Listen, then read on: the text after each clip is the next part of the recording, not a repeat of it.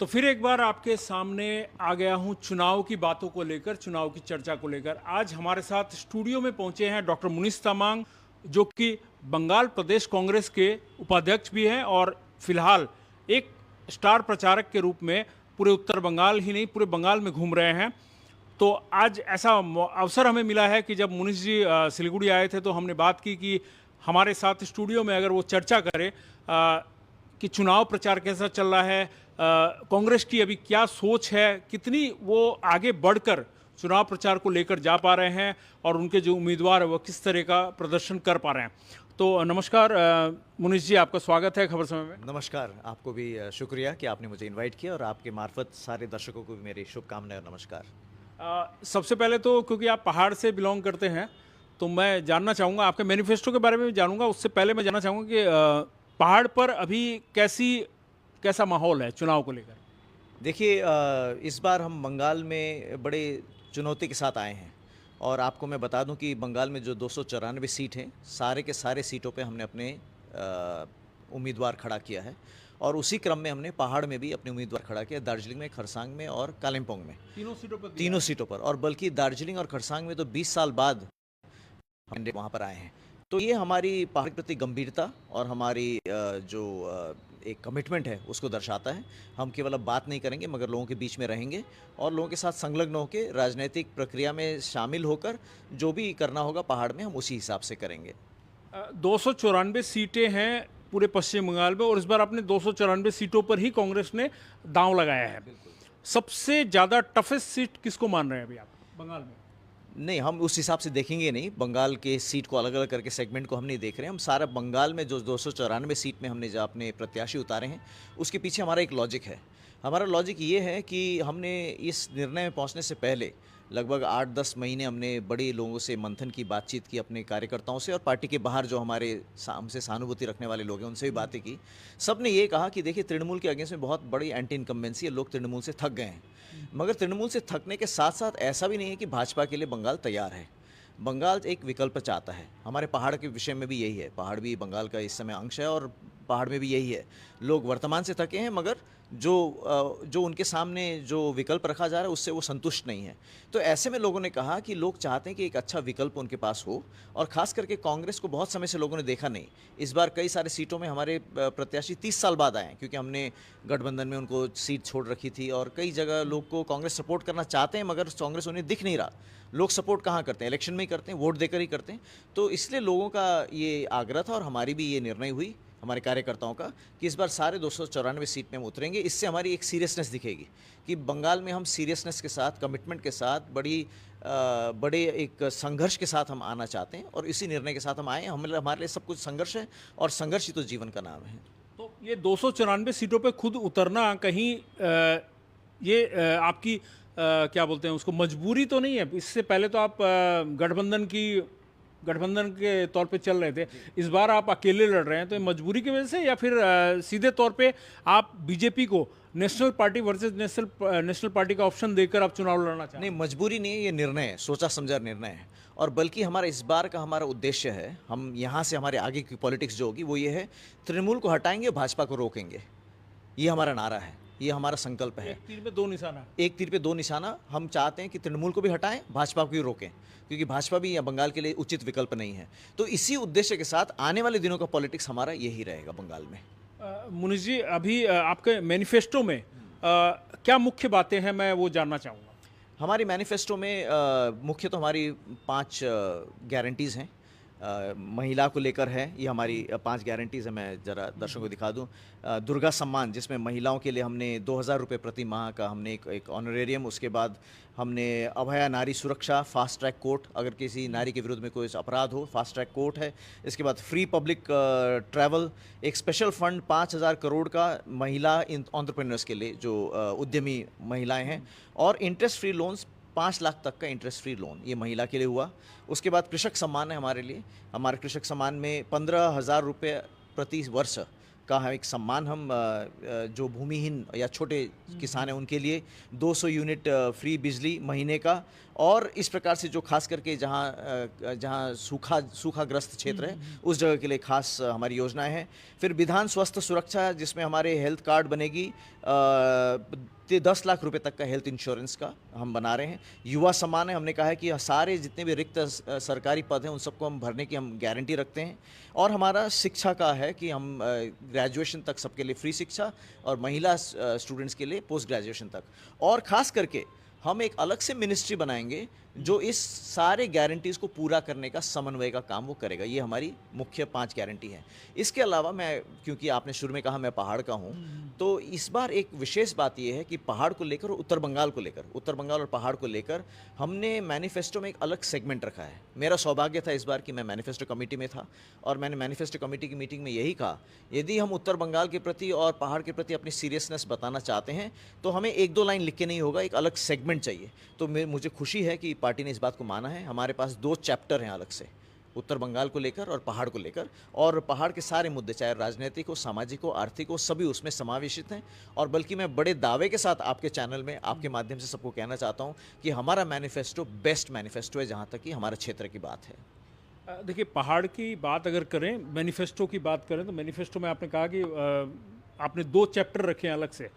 मगर मुझे लगता है कि मैं और ख़ासकर जो पहाड़वासी जो देख रहे होंगे आपको, वो एक आस लेकर हमेशा रहते हैं कि स्थायी समाधान की बातों पर नहीं आना चाहते। वो चाहते हैं कि कुछ ना कुछ जो गोरखाओं का जो पहचान है, जो मुद्दा बरसों से चला आ रहा है, जो आज तक पूरा नहीं हो पाया, किसी पार्टी ने उसे पूरा नहीं किया है, घुमा फिरा कर बातें होती है, उस बात को क्या आप सीधे तौर पे देखेंगे? क्या उस बात को भी रखा है आपने कि गोरखालैंड की बात हम करेंगे? बिल्कुल, हमने वहीं से शुरुआत अपनी की है, और हमने मैनिफेस्टो में कहा है कि राजीव गांधी को स्मरण करते हुए और उनका डीजीएचसी का अकॉर्ड को स्मरण करते हुए हम अपने आप को प्रतिबद्ध करते हैं कि राजनीतिक समाधान यहाँ पर लाएंगे। ये हमने यहाँ से शुरू की है। अब राजीव गांधी क्यों? क्योंकि आप जानते हैं कि जब सुभाष घिसिंग का जब आंदोलन चरम पे था, उस समय यहाँ के मुख्यमंत्री ने कहा था कि एक एंटी नेशनल मूवमेंट है, मगर राजीव गांधी ने उसको इंटरवेंशन किया। उन्होंने कहा ये एंटी नेशनल नहीं है, ये उनकी अस्मिता की बात है, उनकी पहचान की बात है, उनका डेमोक्रेटिक राइट है, और डेमोक्रेसी में उनको ये बात रखने के अधिकार है। मान लीजिए अगर राजीव गांधी ने उस समय इंटरवेंशन नहीं किया होता तो आज हमारा हालत, जो गोरखालैंड के हम पक्षधर हैं, हमारा हालत भी शायद नक्सलियों की तरह होता। हमें एंटी नेशनल घोषित कर दिया जाता, हमें गोली से मारा जाता, हमें जंगलों में भगाया जाता। मगर आज आपके मंच में मैं इस प्रकार से खुली रीति से गोरखालैंड की बात कर सकता हूँ। आप सवाल रख सकते हैं, मैं जवाब रख सकता हूँ, बाहर कर सकते हैं, हम सदन में कर सकते हैं। क्यों? क्योंकि लेजिटिमेसी हमें राजीव गांधी के समय से मिला। उन्होंने पहला कदम इस सॉल्यूशन का डीजीएचसी के प्रति उन्होंने अपना एक कमिटमेंट के द्वारा किया। और उसके बाद मैं तो बहुत बार बोल चुका हूँ, आप भी जानते हैं, दर्शक भी जानते हैं, राजनीतिक उपलब्धियाँ इस मार्ग में जितने भी हुई सारे कांग्रेस या यूपी के समय में ही हुई। चाहे वो जीटीए हो, चाहे वो 6 शेड्यूल का बिल हो, चाहे वो नेपाली भाषा का मान्यता का हो।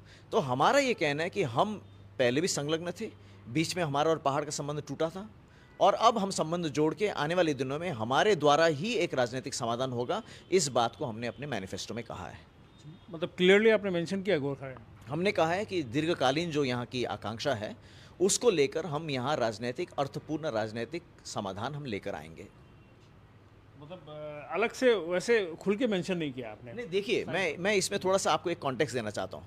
आप कहेंगे कि यही बात तो भाजपा भी कहती है, भाजपा भी कहते हैं ना, मगर भाजपा के कहने और हमारे कहने में ज़मीन आसमान का फ़र्क है। और मैं आपको ये बताना चाहता हूँ, भाजपा के हिसाब से, जिस हिसाब से और जितने समय से वो कह रहा है, इस बात को प्रयोग कर रहा है कि हम राजनीतिक समाधान लाएंगे, वो तो बरसों पहले हो जाना चाहिए था। क्योंकि कई बार वो आए, उन्होंने कहा कि हमारी प्रतिज्ञा है ना, तो अब लगने लगा कि उनकी तरफ से जब आती है तो जुमलाबाजी है। मगर एक बात मैं आपको कहना चाहता हूँ, यहाँ आने से कुछ दिन पहले मेरी मुलाकात चिदम्बरम जी से हुई। आप जानते हैं वो हमारे वरिष्ठ नेता और गृह मंत्री भी थे। उन्हीं के समय में जब वो गृह मंत्री थे तो जीटीए का अकॉर्ड भी साइन हुआ था। तो मैंने उनसे कहा कि देखिए साहब, कि जीटीए तो किसी न किसी कारण से टेक ऑफ नहीं हो पाया, वो तो आप भी जानते हैं। मतलब धक्का स्टार्ट चल रहा है, जीटीए अच्छे से कभी उड़ान नहीं भर पाया। तो मैंने उनको कहा कि देखिए, जीटीए का जो मामला है, मसला है, वो अब से टेक ऑफ हो नहीं पाया। हम चाहते हैं कि वहाँ समाधान हो। आप तो इसके शिल्पकार थे, तो आप बताइए कि क्या सोल्यूशन हो सकता है। तो चिदम्बरम साहब ने जो कहा, बड़ा सही चीज़ कहा, और उसी चीज़ को मैं आपके मार्फत सबको कहना चाहता हूँ। उन्होंने कहा कि देखो, मैं दिल्ली में बैठ के वहाँ का समाधान यहाँ बैठे बैठे डिक्टेट नहीं कर सकता। ये हमारा अप्रोच है नहीं, कांग्रेस का ऐसा अप्रोच है नहीं। भाजपा का हो सकता है कि ऊपर से आप कोई भी आदेश दे देंगे यही हो जाएगा। उन्होंने कहा कि हमारा जो भी निर्णय होगा वो कंसल्टेटिव होता है। और आज तो पहाड़ और कांग्रेस का संबंध है नहीं, टूटा हुआ है। कई साल से हमारी उपस्थिति यहाँ कमज़ोर है, हम यहाँ के राजनीतिक प्रक्रिया में पार्टिसिपेट भी नहीं कर रहे, इलेक्शन में पार्टिसिपेट नहीं कर रहे। तो उन्होंने कहा जब हम राजनीतिक प्रक्रिया में पार्टिसिपेट करेंगे, उनके साथ संलग्नता करेंगे, वहाँ कंसल्टेटिव तरीके से हम एक समाधान निकाल लाएंगे। इसीलिए हमारा ये कहना कि हम एक समाधान निकालेंगे, राजनीतिक समाधान, वो एक सिंसेरिटी का नाप है। एक हम सब सिंसियर हैं, इस बात का हमारा एक्सप्रेशन है ये। भाजपा से इसलिए हमारा अलग है। और आने वाले दिन में जैसे जैसे हम संलग्न होते जाएंगे सबको लेकर, क्योंकि यहाँ आप जानते हैं बहुत सारे इसके सॉल्यूशन के पक्षधर लोग हैं, और ऐसा नहीं कि ऐसे छुटपुट लोग हैं, बड़ी बड़ी पार्टी समाज लोग हैं। अभी हाल ही में बिमल गुरुंग जी ने कहा कि हम BTR मॉडल करना चाहते हैं। हमारे JNLF के जो साथी लोग हैं वो लोग कहते हैं कि सुभाष घिसिंग का सपना 6 शेड्यूल हम लाना चाहते हैं। कई साथी जो कहते हैं UT लाना चाहते हैं, कई कहते हैं स्टेटहुड लाना चाहते हैं। तो ये सब एक कंसल्टेटिव प्रोसेस में ही इसका एक राजनीतिक समाधान हो सकता है, और हम उसको मानते हैं और उसके प्रति हम कटिबद्ध हैं, प्रतिबद्ध हैं। इस वक्त चुनाव के माहौल में देखा जा रहा है कि अगर कोई आगे बढ़कर कोई खेल रहा है तो वह है राजू बिष्ट, मतलब फ्रंट फुट में जो खेल रहा है। तो इस वक्त राजू बिष्ट एक खुद को स्थापित कर चुके हैं दार्जिलिंग जिले में।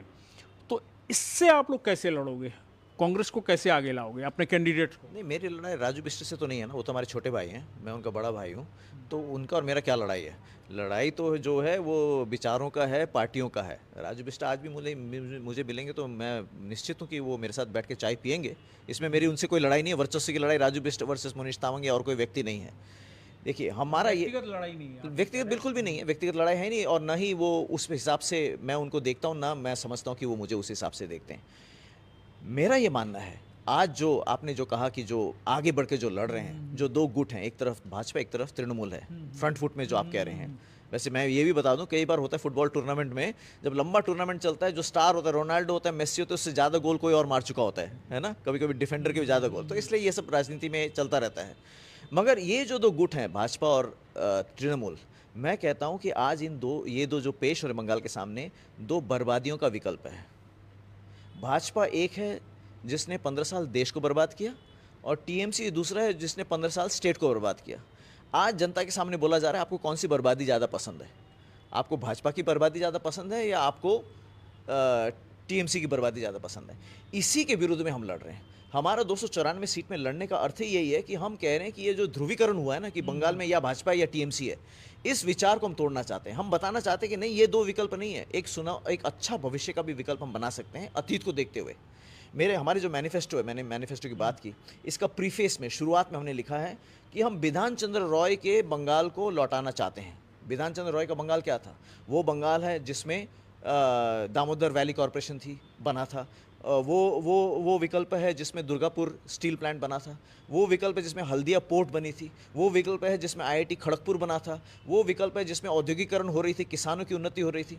बड़े एक दिलचस्प बात है कि राजू बिष्ट जी ने, क्योंकि राजू बिष्ट जी की आपने जिक्र की, और अमित शाह जी ने, दोनों ने एक बात कही। उन्होंने कहा, यहाँ तृणमूल को अटैक करते हुए, CPM को अटैक करते हुए, उन्होंने कहा कि इन्होंने बंगाल को बर्बाद किया। एक समय था 50 के दशक में जब बंगाल भारत की अर्थनीति में सबसे आगे था, और 10% GDP भारत का बंगाल देता था। भारत के 3 अग्रिम स्टेट में बंगाल का नाम आता था, और इन्होंने बर्बाद किया करके TMC को उन्होंने आरोप लगाई। ठीक बात है, TMC ने बर्बाद किया।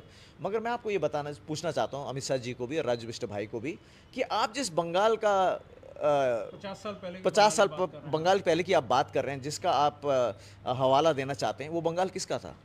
वो तो कांग्रेस का बंगाल था। तो इसका मतलब आप भी मान रहे हैं कि बंगाल जब अच्छा था, जब कांग्रेस का था। और मैं भी इस बात को मानता हूँ, बंगाल कहें या पहाड़ कहें, जब से हमारा कांग्रेस के साथ संबंध टूटा है, यहाँ केवल हम दुर्गति ही देखते आए हैं। तो इसलिए हम भी उस विकल्प को पेश करना चाहते हैं। इसलिए 294 सीट में हमने बिना कॉम्प्रोमाइज़ के, सबके सामने, किसी के साथ कॉम्प्रोमाइज़ किए के बिना अपने आप को सबके सामने रखा है कि हम एक विकल्प है, हमारी उपस्थिति हम आपको दर्ज कराना चाहते हैं, और बंगाल की राजनीति में संलग्न होकर फ्रंट फुट में हम खेलना चाहते हैं। आपके जो 3 जो यहाँ है, करसोग, कालिम्पोंग और दार्जिलिंग, यहाँ के जो उम्मीदवार हैं उनकी पृष्ठभूमि क्या है? लोग क्या सोचकर उनको वोट करें? हमारे जो दार्जिलिंग के कैंडिडेट हैं, माधव राय है उनका नाम, MD राय से भी नाम से भी जाने जाते हैं।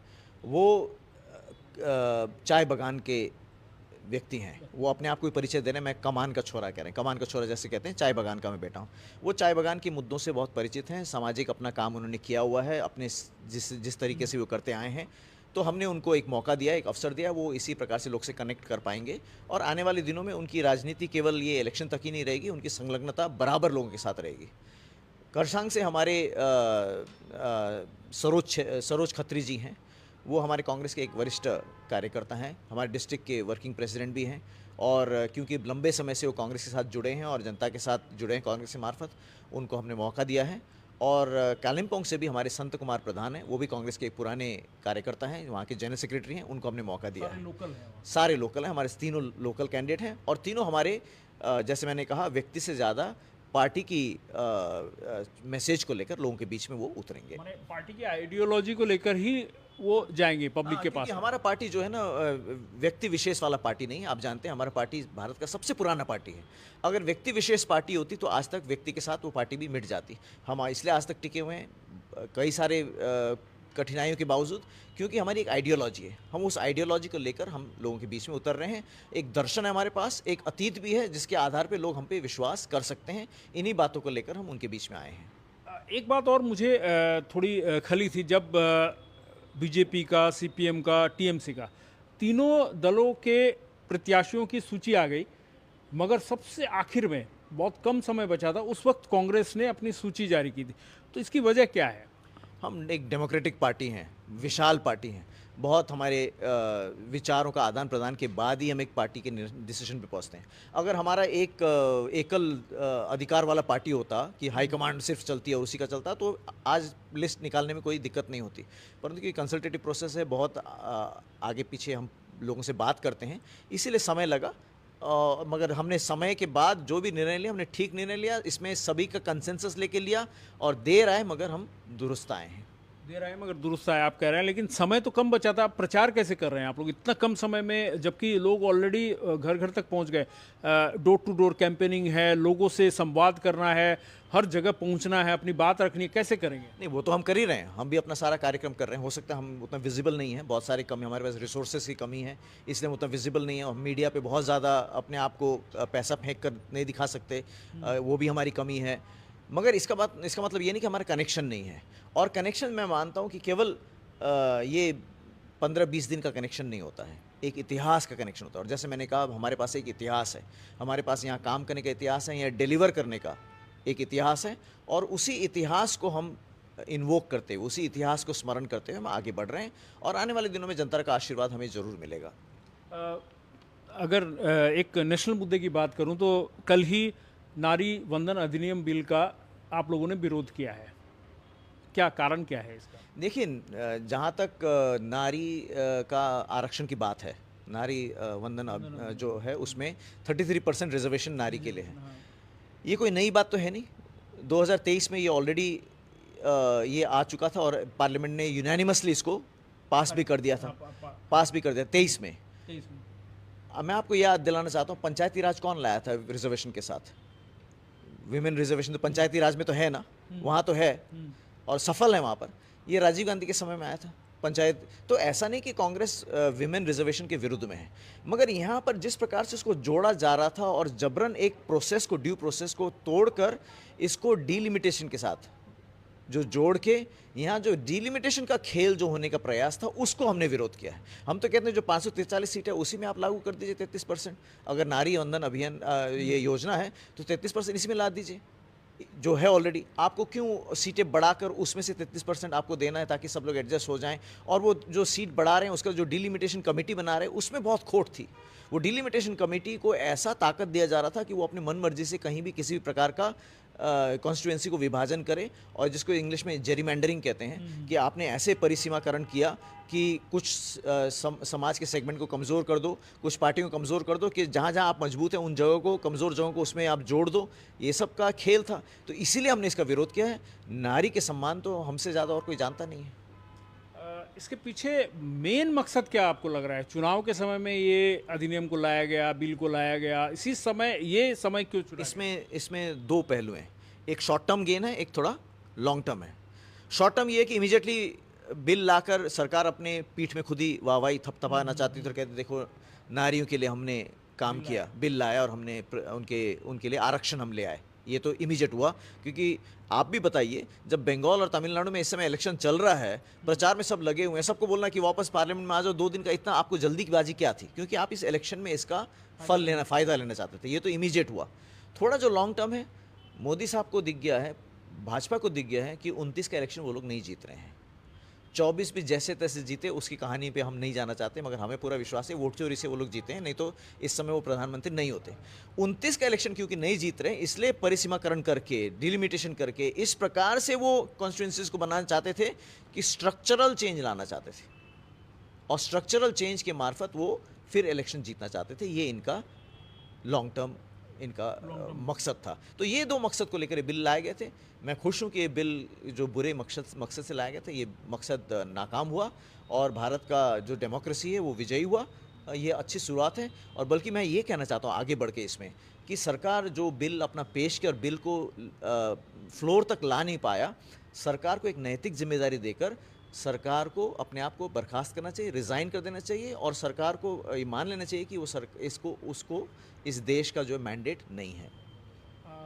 और एक बड़ा मुद्दा है एसआईआर का। एसआईआर से जो पश्चिम बंगाल में जो एसआईआर हुआ, एसआईआर को लेके बहुत बहुत कुछ माने बाउंडर सा हुआ है एक तरह से। मुख्यमंत्री सुप्रीम कोर्ट गई, एसआईआर के बीच में भी बहुत सारी ऐसी बातें आई, बहुत सारे क्या बोलते हैं डिस्प्यूट भी क्रिएट हुए। अभी तक एसआईआर का प्रोसेस जारी है और 23 तारीख को, आने वाले 23 तारीख को वोटिंग भी है। तो बहुत सारे लोग एसआईआर के कारण वोट से वंचित रहेंगे। इस पर आप क्या कहेंगे कि ये प्रोसेस क्या इस समय सही था कि क्या, कैसे मानते हैं? देखिए, पहली बात तो ये एसआईआर पहली बात तो हो नहीं रहा, रिवीजन तो होता है, मगर पहले कभी आपको पता चला था रिवीजन होता है? क्यों नहीं पता चला? क्योंकि इसके बारे में हेडलाइन मैनेजमेंट या इसको एक इवेंट बनाना या इसके द्वारा सरकार अपने वाहवाही लूटने का जो काम होता है कभी नहीं होता था, एक रूटीन मामला होता था। रिवीजन बहुत बार हुआ है, रिवीजन में मरे हुए लोग का नाम हटाया जाता है, जो शिफ्ट हो गया होता है, मगर इस बार क्योंकि एजेंडा के साथ था और वो एजेंडा अब साफ हो गया। पहले शक के दायरे में था, अब कंफर्म हो गया है। पहले लोग बोलते थे वोट चोरी, राहुल गांधी कहते हैं वोट चोरी कहाँ होता है। आज तो वोट चोरी हो गई, सबको दिख गई है। मेरे बहुत सारे दोस्त हैं, आपके भी होंगे, जिनको आप जानते होंगे, जिनकी वोट चोरी हुई, जो अब वोट नहीं दे पा रहे। आप जीता जागता भारत के नागरिक होकर अगर आप वोट देने का अधिकार आपसे लिया गया है, छीन लिया गया है, तो वो वोट चोरी नहीं है तो और क्या है? ये तो वोट चोरी है निश्चय। 90 लाख लोग करीब लोग बंगाल में वोट नहीं दे पाएंगे। ये एक डेमोक्रेसी के ऊपर सीरियस क्वेश्चन मार्क तो है ना, कि इतने बड़े एक्सरसाइज में इतने बड़ी तबके के लोग जो हैं वोट के एक्सरसाइज में पार्टिसिपेट नहीं कर पाएंगे। तो ये और इसके पीछे जो कहा जा रहा था एजेंडा ये है कि हम जो घुसपैठी है उसको हम आइडेंटिफाई करेंगे और घुसपैठियों को भगाएंगे। सब वेलकम करते, घुसपैठी कोई भी नहीं चाहता भारत में हो, मगर इस सारे एक्सरसाइज में घुसपैठी कहाँ मिले हमको तो मिला हमारा पड़ोसी जो वंचित हो गया, हमें तो मिला हमारा ही रिश्तेदार जो वंचित हो गया। पहाड़ में कई सारे लोग हैं जो वंचित हो गए। वो कह रहे हैं हमने फौज में अपनी जान दी, अपने हमारे पूर्वजों ने जान दी, हमने भी फौज में अपना पूरा सर्वस्व देकर सेवा की। अब जब वापस आते तो कहते हैं कि आपका नाम अभी है नहीं। और देखिए कितना बड़ा एक ह्यूमिलिएशन है उनके लिए, एक भारतीय नागरिक के लिए ये कहना कि अभी थोड़ी देर रुको, तुम डाउट पे हो या तुम कैंसिल ही हो गए, डिलीट हो गए, तुम थोड़े डाउट पे हो, अब तुम पहले हम इलेक्शन कर लेते हैं उसके बाद वापस आएंगे। जो छूट गया उसका वोट देने का अधिकार, क्या उसे वापस मिलेगा? नहीं मिलेगा। तो ये एसआईआर का सारा प्रोसेस जो है था ना, उसका जो उसके पीछे जो इरादा था, वो इरादा ही शक के दायरे में है। शक के दायरे में नहीं, बल्कि मैं तो कहता हूँ कन्फर्म है कि ये एक गलत इरादे के साथ किया गया था और लोग वंचित हुए हैं और एसआईआर के द्वारा वोट चोरी हुई है। और आने वाले दिनों में जो इस वोट चोरी में संलग्न हुए हैं वो सब जवाबदार होंगे, जनता उनसे जवाब मांगेगी, आने वाले दिन में वो जवाबदार होंगे, ये मैं मानता हूँ। 294 सीट में कितने सीटों का दावा आप कर सकते हैं अभी?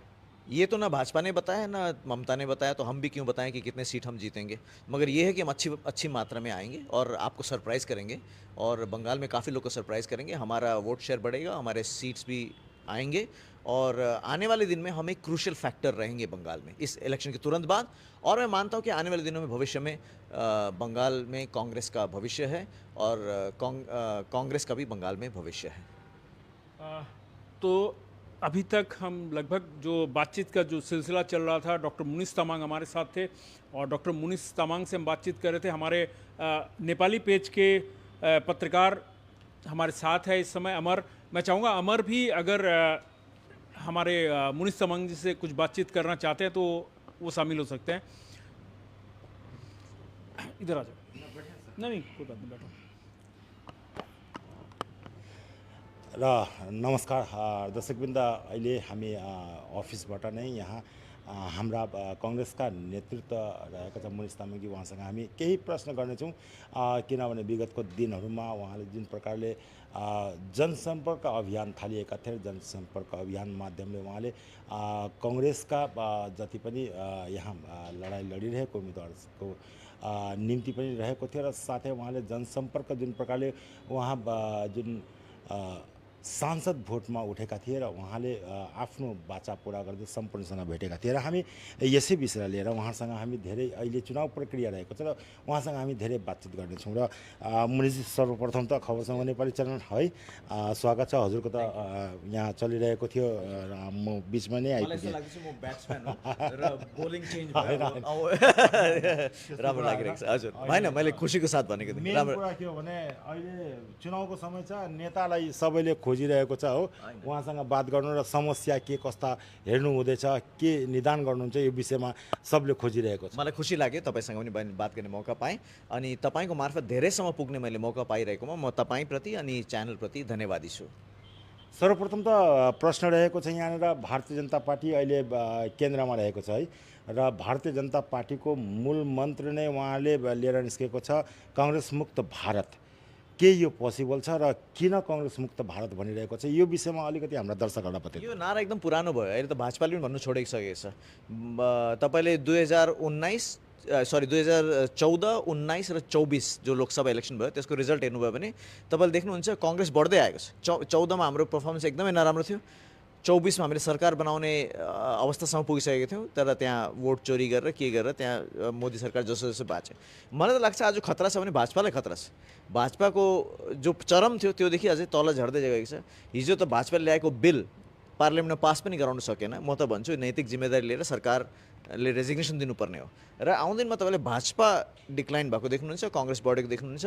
काङ्ग्रेस मुक्त भारत असम्भव छ, किनभने भारतको इतिहासको एक एक पन्नामा काङ्ग्रेस छ, र भारतको इतिहास नै बदल्यो भने मात्रै, र नयाँ भारत अरूकै किसिमको अर्को नै ठाउँमा गएर भारत बनायो भने मात्रै भारत मुक्त। प्रश्न रहेको छ किनभने काङ्ग्रेसले दशकौँसम्म देशमा शासन गर्दा पनि आज किन भारतका धेरै आधारभूत समस्या जस्तै गरिबी र बेरोजगारीको समाधान हुन सकेन, के कारण रहेको छ? बेरोजगारी तपाईँलाई थाहा छ, बेरोजगारी यस समय चरममा छ। 12 साल मोदी सरकारको कार्यकालमा बेरोजगारी चरममा पुगेको छ, त्यो तपाईँलाई थाहा छ, हाम्रो स्ट्याटिस्टिक्सले बताउँछ। यति चरममा पुग्यो कि एक समयमा सरकारले स्ट्याटिस्टिक्स नै बन्द गरेको थियो कि अझै स्ट्याटिस्टिक्स नल्याउँ भनेर। आर्थिक नीति भारतको डामाडोल छ, भारतको अर्थव्यवस्था डामाडोल छ, भारतको कूटनीतिक जो विदेशको हाम्रो त्यो सब डामाडोल छ। तर म तपाईँलाई भन्नु चाहन्छु, तपाईँले जति बेला काङ्ग्रेसको सरकार थियो 125 करोडको जनसङ्ख्या थियो, अहिले 140 करोड माथि गइसकेको छ। अन्त अहिले चाहिँ अब भारतीय जनता पार्टीको सरकार छ, त्यति बेला पनि त बेरोजगारी थियो नै। मैले चाहिँ तपाईँलाई भने पहिलो कुरो बेरोजगारी बढेर गएको छ। तर म तपाईँलाई बताउन चाहन्छु काङ्ग्रेसको सरकारको समयमा, युपिएको भनौँ, अझै पुरानो नजाउँ, युपिएको सरकार राजीव गान्धी राहुल गान्धीको समयमा नजाउँ। हुन त आज तपाईँको यहाँ थुप्रै कम्प्युटर्सहरू देख्दैछु, कम्प्युटरीकरण कसले गर्यो भारतको? राजीव गान्धीको समय भएको, डिजिटलाइजेसन भारतको समयको राजीव गान्धीको समय भएको। 18 वर्षको युवकहरूले आज भोट दिनु पाउँछ, कसले ल्याएको? राजीव गान्धीले ल्याएको। पञ्चायत राज समिति, जसले गर्दा पञ्चायतसम्म मानिसहरूले आफ्नो स्वनिर्भर सरकार, लोकल सरकार चलाउन सक्छ, त्यो कसले ल्याएको? राजीव गान्धीले ल्याएको। तर त्यहाँ त्यति पुरानोमा नजाउँ, युपिए सरकारमा जाउँ। युपिए सरकारको बेलामा मनरेगा भन्ने एउटा क्रान्तिकारी ऐन आएको थियो, जसले गर्दा गरिब मान्छे पनि ग्रामीण क्षेत्रमा 100 दिनको रोजगार उसलाई ग्यारेन्टी थियो। र यो कोभिडको समय जब सहरबाट धेरैजना फर्क्यो नि गाउँमा, केसले बचायो? कुन कुरोले बचायो? यही 100 दिने रोजगारले नै उनीहरूलाई बचायो। तर 100 दिन रोजगारले बङ्गालमा पहिले भाजपा सरकारले बन्द गर्यो, त्यसपछि त अहिले भारतबाटै हटायो। कसले गर्यो यो काम? खोज्ने काम कसले गर्यो? होइन, तपाईँलाई फौजमा एउटा लामो सर्भिस गरेर हाम्रो नानीहरू 15 साल 20 साल नोकरी गरेर पेन्सन कमाएर ल्याउँथ्यो। कसले फौजको नोकरीलाई अग्निवीरमा परिवर्तन गरिदियो? त्यहाँ न पेन्सन छ, न त्यहाँ देश सेवामा ज्यान गयो भने न शहीदको त्यहाँ दर्जा पाउँछ। होइन, सो यो त मैले केवल तपाईँलाई इक्जाम्पल दिँदैछु। यो सबै तर भाजपाले चाहिँ के दिएको छ तपाईँलाई? 4 वर्षपछि फेरि उसले अर्को सेनामा होस् पुलिसमा होस् कहीँ नोकरी गर्नु पाउँछ भन्ने त्यो ऐन पनि त रहेको पेन्सन छ। पाउँछ? पेन्सन पाउँछ? पेन्सन पाउँदैन, एकमुष्टमा दिन्छ नि त। पेन्सन पाउँदैन। तपाईँले भन्नुहोस् सरकारी नोकरी मान्छे पेन्सनमा आउँथ्यो, हामीले एउटा यसलाई भन्छौँ पुरानो पेन्सन स्किम भन्छौँ। नयाँ पेन्सन स्किम एनपिएस जो आएको छ 2004 पछि जो वाजपेयी सरकारले जो एनपिएस ल्याएको छ, मान्छेले सरकारी नोकरी गर्दा पेन्सन पाउँदैन। म त सरकारले के खोस्यो त्यो पुरा लाइन तपाईँलाई बताउन सक्छु, एक च्याप्टर पुरा त्यसमा लेख्न सक्छु। तर तपाईँले 2 लाइन बताउन सक्नु हुँदैन कि भाजपाले चाहिँ के दियो भनेर। तर भाजपाले 12 सालपछि पनि काङ्ग्रेसकै कुरा गर्नु चाहिँ यसको मतलब आफ्नै विफलतालाई लुकाउनेको कुरा हो। र यो भाजपाको यो राग धेरै चल्दैन, मान्छेले देखिसकेको छ यसको विषयमा। र अहिले भनौँ भने काङ्ग्रेस अहिले देशका धेरै राज्यहरूमा कमजोर देखिन्छ है। र यसको मुख्य कारण के हो, कहाँ कमजोरी देखिरहेको छ, के रहेको छ यसको मुख्य कारण? होइन, सबै पोलिटिकल पार्टीको एउटा उतार चढाव चल्छ, एउटा समय चल्छ। त्यो समयको यो एउटा समयको प्यासेज मात्रै हो, प्यासेज अफ टाइम जसलाई अङ्ग्रेजीमा भन्छ। हामी कुनै समयमा पुरा भारतमा राज गर्थ्यौँ, अहिले केही सीमित राज्यहरूमा छौँ। फेरि आउँदिनमा हामी अझै हाम्रो जनताले हामीलाई आशीर्वाद दिएर सत्तामा फेरि ल्याउनेछ। भाजपा पनि त्यही अवस्था हो। भाजपा कुनै समयमा केवल पुरा पार्लियामेन्टमा 2 सिट मात्रै जितेको थियो, त्यसपश्चात आज भाजपाले राज गर्दैछ। भोलिको दिनमा भाजपाको पनि पतन हुनेछ। यो त जनताको आशीर्वादको कारणले, आउँदिनमा हाम्रो कामको कारणले, हाम्रो इतिहासको कारणले र भाजपाको वर्तमानको कारणले गर्दा मानिसहरूले निश्चय नै हामीलाई आशीर्वाद दिनेछ अनि हामी आउँदो दिनमा सत्तामा हुनेछौँ। कल्याणकारी काम हामी फेरि रिज्युम गर्नेछौँ भारतमा। तर मुनिसजी कहीँ कतै देख्दैछु काङ्ग्रेसको प्रार्थी दिनु पनि साह्रो रहेको छ। यहाँनिर कार्यकर्ता या समर्थकहरूको कमी देखिएको छ, यसलाई कसरी हेर्नुहुन्छ तपाईँ? प्रार्थीको कमी हामीलाई छैन। हेर्नुहोस्, हामी तृणमूलले 291 सिटमा उतारेको छौँ, 294, हामीले 294 उतारेको छौँ। तपाईँले भन्नुहुन्छ काङ्ग्रेस एकदम लोभ भयो भनेर। लोभ भएको भए हामीले किन क्यान्डिडेट पाउने थियौँ? र हाम्रो क्यान्डिडेट जो हामीले 294 सिटमा जब हामीले उतार्यौँ, हजारौँमा हामीले एप्लिकेसन पायौँ। को थियो त्यो हजारौँ व्यक्तिहरू? काङ्ग्रेस चाहनेहरू, काङ्ग्रेसको भविष्य छ र काङ्ग्रेससँग मिलेर काम गर्छु भन्नेहरू नै त थिए। आज तपाईँले हेर्नुहोस्, आउँदो दिनमा तपाईँलाई यो जो हाम्रो इलेक्सन हुँदैछ 23 तारिक र 29 तारिक, यसको रिजल्टले तपाईँलाई धेरै सरप्राइज गर्नेछ। र धेरै जसले काङ्ग्रेसलाई केही मानेको छैनन् उनीहरू सरप्राइज हुनेछन्, यो म तपाईँलाई आश्वासनसँग भन्न सक्छु। र मुनिसजी, यहाँनिर हामी क्षेत्रीय मुद्दा सम्बन्धी प्रश्न गरौँ भने यहाँनिर गोर्खाल्यान्ड वा पहाडको स्थायी राजनीतिक समाधानबारे काङ्ग्रेसको के धारणा रहेको छ? हामीले भनेको छौँ कि राजीव गान्धीलाई हामीले याद गर्दै र उनको जो विचार थियो दार्जिलिङको बारेमा, दार्जिलिङको राजनीतिको बारेमा, त्यसलाई स्मरण गर्दै हामीले भनेको छौँ राजीव गान्धी र उन डिजिएचसी एकर्ड र उनको जो कमिटमेन्ट थियो दार्जिलिङप्रति, उनी एउटा राजनीतिक शिल्पकार हुनुहुन्थ्यो। उनलाई याद गर्दै हामी यस दार्जिलिङ क्षेत्रमा एउटा दीर्घकालीन जो डिमान्ड छ, राजनैतिक यहाँ डिमान्ड छ, यसको हामी अर्थपूर्ण राजनैतिक समाधान हामी ल्याउनेछौँ। 11 जनजातिको कुरा पनि हामीले राखेको छौँ। इन्ट्रेस्टिङली भाजपाले 11 जनजातिको कुरा आफ्नो म्यानिफेस्टोमा योपालि राखेको छैन। लाग्दैछ भाजपाले सायद 11 जनजातिको कुरा ड्रप गरिसक्यो। हिजोस्तिसम्म भन्दै थियो आज कि भोलि भनेर, तर आज ड्रप भइसक्यो। यो राजनैतिक कुराहरू हामीले राखेको छौँ। त्यो बाहेक हाम्रो यहाँ स्थानीय कुराहरू, यहाँ कृषिको कुरा, यहाँको अर्थव्यवस्थाको कुरा, यहाँको मेडिकल अवस्थाको कुरा, चिकित्साको कुरा, यहाँको शिक्षाको जगतको कुरा, ती सबै राखेर हामीले एउटा सर्वाङ्गीन विकास, राजनैतिक अन्य कुराहरूलाई लिएर सर्वाङ्गीन विकासको निम्ति हामीले म्यानिफेस्टो बनाएको छौँ। र मलाई पुरा विश्वास छ कि हाम्रो म्यानिफेस्टो यहाँको बेस्ट म्यानिफेस्टो। र अहिले तपाईँको पहाडमा जुन प्रकारले उम्मेदवारिता दिएको छ है, क्षेत्रीय पार्टी अजय एडवर्डले पनि आफ्नो उम्मेदवारिता दर्ता गरिएको छ र विगतको दिनमा हजुरलाई अजय एडवर्डले समर्थन गरेको थियो भने जुन सांसद चुनाव, जुन लोकसभा चुनावको समयमा अजय एडवर्डले तपाईँलाई समर्थन गरेको थियो, यसपालि तपाईँले के समर्थन गर्नुहुन्छ उहाँलाई? होइन, अजयले आफ्नै क्यान्डिडेट उतार्नु भएको छ तिनै पहाडका सिटमा, यहाँ तराईमा पनि 2टामा उतार्नु भएको छ। हामीले पनि 294मै पहाडको तिनैमा हामीले आफ्नो क्यान्डिडेट उतारेका छौँ। त्यो लोकसभाको बेलामा अजयको पार्टी र हाम्रो पार्टीको एउटा संलग्नता थियो, पार्टनरसिप थियो। तर यो पालि विधानसभाको परिप्रेक्ष्य अर्कै हुनुको कारणले, विधानसभाको कन्टेक्स्ट अर्कै हुन्छ, परिप्रेक्ष्य अर्कै हुन्छ। यसैले गर्दा हामीले एउटा निर्णय लिएको, साझा निर्णय लिएको, अजयसँग हाम्रो बातचित भएर हामीले निर्णय लिएको कि उहाँले आफ्नै बलबुतामा उहाँले कन्टेस्ट गर्नुहुनेछ, हामी पनि आफ्नै सिम्बलमा कन्टेस्ट गर्नेछौँ। र यहाँ भनौँ भने अन्य दलहरूको तुलनामा काङ्ग्रेसलाई जनताले किन रोज्नु पर्ने? यो कांग्रेसलाई विषयमा जनताले यसकारण रोज्नुपर्छ किनभने कांग्रेसको एउटा इतिहास छ, काम गर्ने इतिहास छ। बितेको दिनमा हामीले काम गरेर देखाएको छौँ।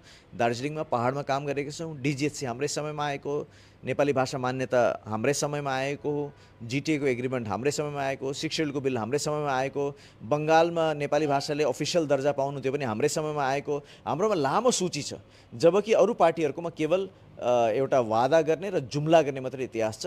यसैले गर्दा कांग्रेसको किनभने विश्वासयोग्य, विश्वास गर्नु सक्ने एउटा इतिहास छ, कांग्रेसको यही इतिहासलाई हेर्दै जनताले हामीलाई समर्थन गर्छ भन्ने हामी पूर्ण आश्वस्त छौँ। र अहिलेको यस विधानसभामा जुन चुनाव रहेको छ यसलाई कसरी हेर्नुहुन्छ? किनभने यहाँ जुन प्रकारले 90 लाखभन्दा बढी मानिसहरूको एसआइआरमा नाम काटिसकेको छ र साथै मानिसहरू धेरै मर्कामा छन्। एसआइआरले गर्दा उहाँहरूको कतिको नाम डिलिट भइसकेको छ, कतिको नाम अहिले नाम उठाउने प्रयास जारी रहेको छ र साथै जुन प्रकारले यो चुनाव ठिक एसआइआर सक्ने बित्तिकै चुनावको घोषणा भयो, यसलाई कसरी हेर्नुहुन्छ तपाईँले? हेर्नुहोस्, राहुल गान्धीले धेरै समयदेखि भन्नुहुँदैछ भोट चोरी हुँदैछ भनेर, धेरैले पत्याएन।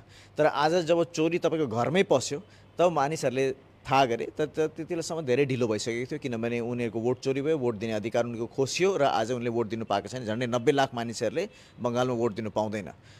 धेरै नेताहरू थिए, आज म ती नेताहरूलाई सोध्न चाहन्छु जसले भनेको थिए यदि एउटै पनि जेन्युन भोटरको नाम काट्यो भने म राजीनामा मात्रै होइन सन्यास लिन्छु भन्नेहरू, ती नेताहरूलाई म सोध्न चाहन्छु तपाईँको के भयो त्यो प्रतिज्ञा? यहाँ 90 लाख मान्छेहरू अधिकारबाट वञ्चित भएर घुमिरहेका छन्, कहाँ गयो तपाईँको सन्यासको कुरा? र यो एउटा भोट चोरीको ठुलो मसला हो र यो भोट चोरीमा कोही घुसपैठी होइन, तर तपाईँको मेरो आफन्त साथीहरू नै हामीले भेटेको छ, आफ्नै छिमेकीहरूकै भएको छ। र यसैले गर्दा सरकारको ठुलो साजिस छ जसमा 90 लाख व्यक्तिलाई यो डेमोक्रेटिक एक्सर्साइजबाट वञ्चित गरेर उनीहरूको इच्छा अनुसारको एउटा इलेक्टोरल रोल बनाएर जित्ने, किनभने यसो चोरी नगरी जित्ने अवस्था छैन, यस्तो गर्ने एउटा उनीहरूको साजिस हो। आउँदो दिनमा जनताले यसको मुँहतोड जवाब दिनेछ र आउँदो दिनमा यसमा संलग्न भएका प्रत्येक व्यक्तिबाट जवाब मागिनेछ। र यहाँ जुन प्रकारले अहिले विधानसभा चुनावको जुन प्रचार प्रसार कार्य चलिरहेको छ है, अत्यन्तै मजा आउँदैछ। अहिले हरेकले वादा र वाचा गरिरहेका छन् र यसैबीच जुन प्रकारले आफ्नो चुनावी प्रचारमा भारतीय जनता पार्टी यदि गइरहेको छ भने अन्य पार्टीले उहाँको विरोध गरिरहेका छन् है, उहाँसँग कुटपिट गरिरहेका छन्। हिजो अस्तिको घटना रहेको छ जुन बालसनमा इन्डियन गोर्खा जनशक्ति फ्रन्टका जुन उम्मेदवार रहेको छ उमाथि पनि जानलेवा हमला भएको छ, यसलाई कसरी हेर्नुहुन्छ? के पहाडमा गणतन्त्र हराएको हो त? यो एउटा जो इन्सिडेन्ट भयो जो तपाईँले भन्नुभयो, मैले पनि मिडियाबाट थाहा पाएँ र यसको डेमोक्रेसीमा कुनै स्थान छैन, डेमोक्रेसीमा यस्तो फिजिकल भायोलेन्सको कुनै स्थान छैन र हरेक व्यक्ति, म लगायत हरेक व्यक्तिले यसलाई कन्डेम गर्छ, यसलाई विरोध गर्छ। डेमोक्रेसीमा केवल ब्यालेटको पेपर हुनुपर्छ, बुलेट चल्नु हुँदैन, खुकुरी चल्नु हुँदैन, डन्डा लाठी चाहिँ चल्नु हुँदैन। र म सबैलाई यही अपिल गर्न चाहन्छु कि शान्तिपूर्वक हामी यस प्रक्रियामा लागौँ र मत हालेर आफ्नो अधिकारलाई हामी प्रयोग गरौँ। धेरै धेरै धन्यवाद आफ्नो बहुमूल्य समय दिएकोमा। र दर्शकबिन हामीले बात गरिरहेको थियौँ कांग्रेस नेता यहाँ मुनिस तामाङज्यूसँग र उहाँले बेबाक अन्दाजमा उहाँले निर्धक्क प्रकारले आफ्नो कुराहरू राखेका छन्। हामीले सोधेको प्रत्येक प्रश्नको जवाब उहाँले निर्धक्कताका साथ उहाँले यहाँ दिएका छन् र साथै उहाँले जुन प्रकारले बताइरहेका छन् यहाँ कांग्रेस फेरि फर्केर आउनेछ र भारतीय जनता पार्टीको पतन हुने उहाँले दाबीका साथ भनिरहेका छन् र साथै उहाँले जुन प्रकारले कांग्रेसको जुन मुद्दाहरू राखेका छन् यो मुद्दा गोर्खा जातिका निम्ति पनि पहिलादेखि नै राम्रो रहेको थियो, किनभने गोर्खा जातिलाई कांग्रेसले नै पहिला डिजिएससी दिएका थिए र भाषाको जुन कुरा रहेको थियो त्यसमा कांग्रेसको नै देन रहेको थियो र अहिलेको जिटिए जुन चलिरहेको छ त्यो पनि कांग्रेसको देन रहेको छ भनेपछि भारतीय जनता पार्टीले अहिलेसम्म केही नगरेको उहाँको दाबी रहेको छ र यसलाई लिएर उहाँसँग हामीले बात गरिरहेको थियौँ। अन्तमा के भन्नुहुन्छ? अन्तमा म यही भन्नु चाहन्छु कि यो जुम्लाबाजी र करप्सनको सरकार जस्तो दुवैलाई रिजेक्ट गरेर आफ्नो भविष्यलाई हेर्नुको निम्ति, भविष्य एउटा राम्रो उज्जवल भविष्य पाउनुको निम्ति अतीतको कामहरूलाई हेर्दै कांग्रेसले तपाईँले समर्थन गर्नुहोस् र आउँदो दिनमा कांग्रेस र यो पहाडका सबैजना मिलेर हाम्रो एउटा राम्रो भविष्य बनाऊ, राम्रो पहाड बनाऊ, राम्रो देश बनाऊ। धेरै धेरै धन्यवाद। धन्यवाद तपाईँलाई पनि अनि सबै दर्शकलाई मेरो धन्यवाद छ। र दर्शकवृन्द हामी यस जुन प्रत्यक्ष प्रसारणलाई यहीँ अन्ताउँदैछु र यहाँ हामीले बात गरिरहेको थियो खबर समय र खबर समय नेपालीको माध्यमले हजुरलाई सम्पूर्ण जानकारी र साथै उहाँसँग गरिएको अन्तर्वार्ता विषय हामी जानकारी ल्याउने प्रयास गऱ्यौँ। उहाँसँग विविध प्रश्न गर्दै हामीले धेरै प्रश्नहरू पनि हजुर समक्ष पुर्याउने प्रयास गरेर उहाँको जुन बोलिरहेको थियो, जुन निर्धक्ताका साथ उहाँले आफ्नो सम्पूर्ण प्रश्नको जवाब दिएका छन्, यी सम्पूर्ण जानकारीका साथ हामी हजुर समक्ष बिदा चाहन्छु। अहिलेको बिदा दिनुहोस्। जय गोर्खा।